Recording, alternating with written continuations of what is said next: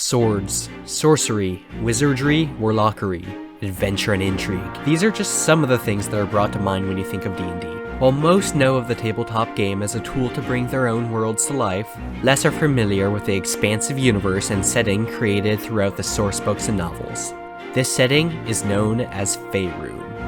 Faerun is expansive, and I mean really expansive. So today we'll be focusing on just a sliver of it. This is Turn the Page, and welcome to the history of the Sword Coast. Episode 1, Illefarn. In my personal experience, the worlds explored in D&D tend to be original creations of each dungeon master.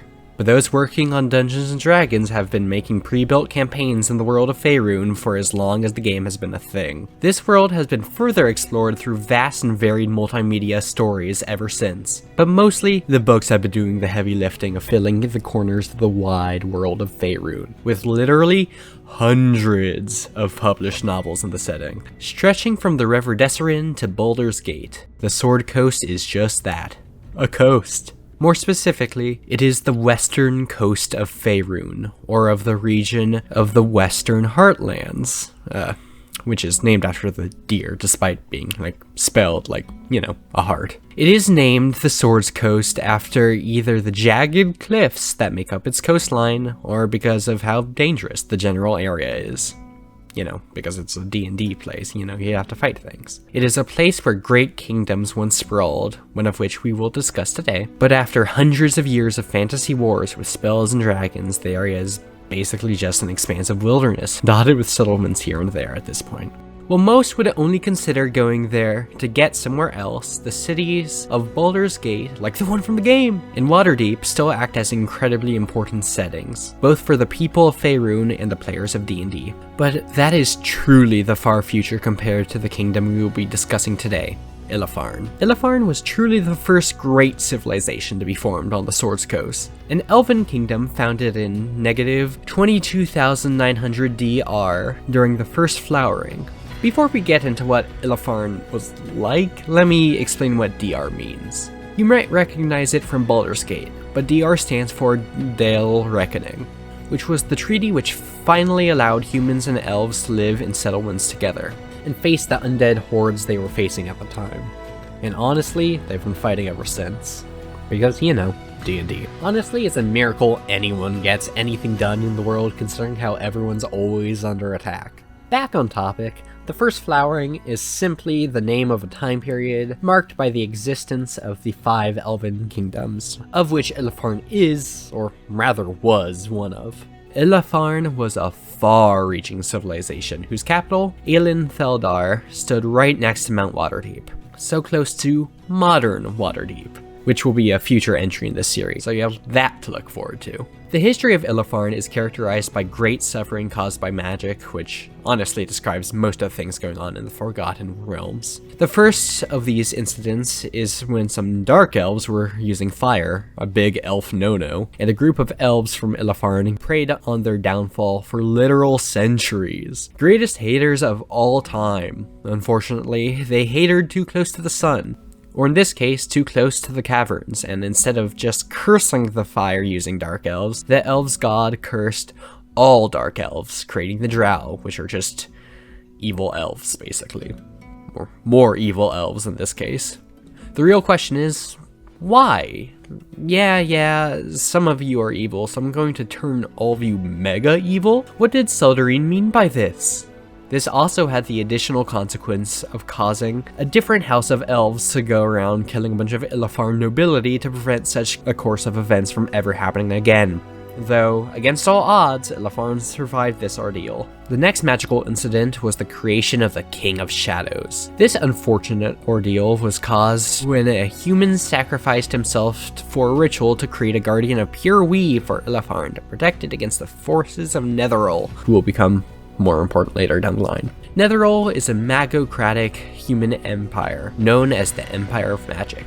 Quick definition time. Those of you less familiar with D&D lore might be wondering, what in Avernus is the Weave? Think of it sort of as a power grid. Initially in the world of Toril, which I have somehow gone this long without mentioning. Like, seriously, how do you go this long without saying the name of the planet? It's like making a history of Canada without mentioning Earth. Anyway, initially Toril just had raw magic going around, almost unharnessable. But then Mistral created the Weave, which allowed casters to tap into this magic to use in spells. And Magocratic simply means ruled by mages. Anyway, pretty predictably, everything went wrong. The evil Karsus used the spell Karsus's Avatar, which, besides allowing him to ascend to godhood, also disrupted the Weave for a bit, which forced the pure Weave-based Guardian to instead become powered by the Shadow Weave, which Mistral also made for some reason. These gods really love making evil things, don't they? Anyway, this Guardian then became the King of Shadows, which I feel is a little bit of a bump in rank from just Guardian, but whatever. So Illefarn tried to send people to go kill the thing, but obviously that didn't work. So they had to instead resort to sending Noaloth, a great dragon they bribed to kill him instead. This worked for the most part. Noaloth died in the process. I wonder if they had to actually go through with the bribe. And the King of Shadows didn't technically die, but instead was forced to the Plane of Shadows, so a victory. Finally, in negative 1100 DR, Iliyanbruen was magically just completely erased, so the kingdom fractured into smaller pieces and was slowly absorbed by neighboring kingdoms in the following years. The funny thing is, the elves themselves were the ones to do this, not wanting the humans who were slowly growing in influence in the surrounding areas to have it? Anyway, all I know is that the elves were somehow self-destructively racist towards humans and not the horde of orcs which were invading them at the time. Upon further reflection, it seems that everyone on the Swords Coast is almost perpetually under attack from the orcs, so I suppose I think they must have been pretty used to it at that point, which I guess spells out the necessity of the Dale Reckoning I mentioned previously. And while they deemed whatever was in the capital too dangerous for the humans to get their hands on, they still wanted to survive, so the elves booked it to the Evermeet, which was an elven nation of trees, nature, spirits, and the like. The most observant of you, dear viewers, might draw some parallels between this and the Undying Lands from The Lord of the Rings. Parallels that I was also quick to draw. This is D&D after all, and if nothing else, D&D wears its Lord of the Rings inspirations on its sleeve. Just because the capital was kaput and the kingdom was under attack by both orcs and humans didn't mean everything was just over. I think it's important to remember that civilizations typically don't just disappear, unlike Iliyanbruen, and instead they branch, and in this case, Illefarn branched into Ardeep, Iliyanbruen, and Illefarn. Possibly the most elven collection of kingdom names I have ever had the pleasure of stumbling upon. It's actually a bit interesting, but technically Ardeep belonged to a different kingdom before being annexed by Illefarn, which happened around the same time as the creation of the Drow I mentioned previously. Iliyanbruen has a bit more substantive of a history after the crumbling of Illefarn than the other two mini-kingdoms had, and the reason for this interesting history is none other than Netheril and Illusk, the same human civilization that caused Illefarn to fall in the first place. Much of Iliyanbruen's early history is defined by trying to prevent the remnants of Netheril from blowing everything up by hiding Zinlinol. Zinlinol was one of the famous Netherese flying cities, which the elves accurately believed contained Mythilars, the power cells which allowed it to fly, back before Netheril was essentially blown up by Karsus's Avatar, the evil apotheosis spell I mentioned a while back. It's also for the best that I mention now that the spell was cast after the fall of Illefarn, technically, so sorry about talking about it earlier. If you want to complain, do so in the comments section down below! Anyway, these Mythilars could hypothetically be used as bombs, especially in their unstable state. So their safety was a top priority for Iliyanbruen. But it's not like Iliyanbruen hated the Netherese survivors or anything. In fact, they helped them by building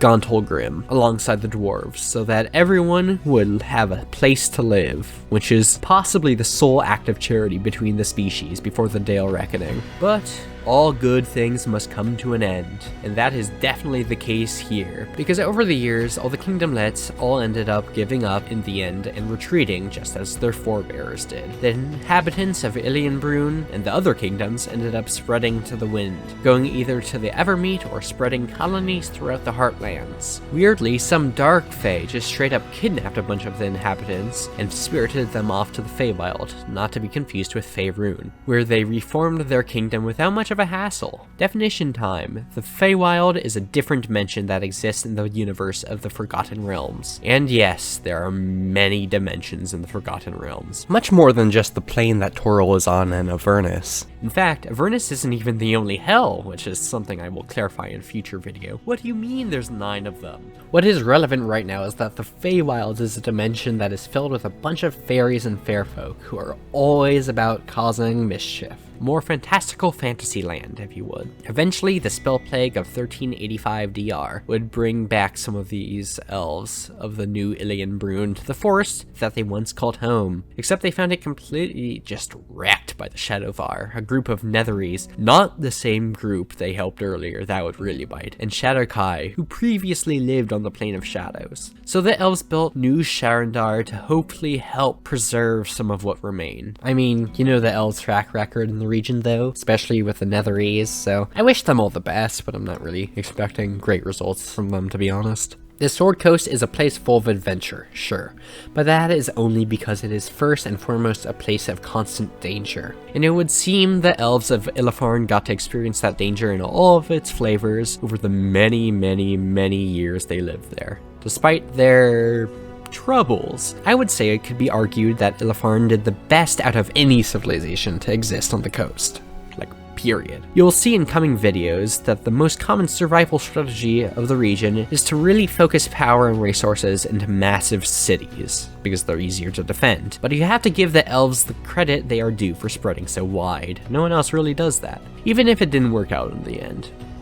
Wow, did it not work out.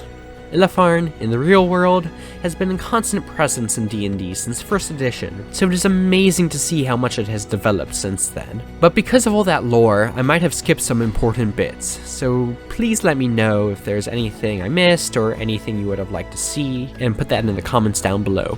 I'll hopefully be able to answer those questions by the next video we put out about the Swords Coast. And while you're down there commenting, please feel free to like and subscribe if you've enjoyed what you've seen. And check out our other video. We just put one out about the magic system of the Mistborn series, so go check it out. Thanks for staying all the way to the end, it means a lot. I hope you all have a good day, and keep on reading. Bye.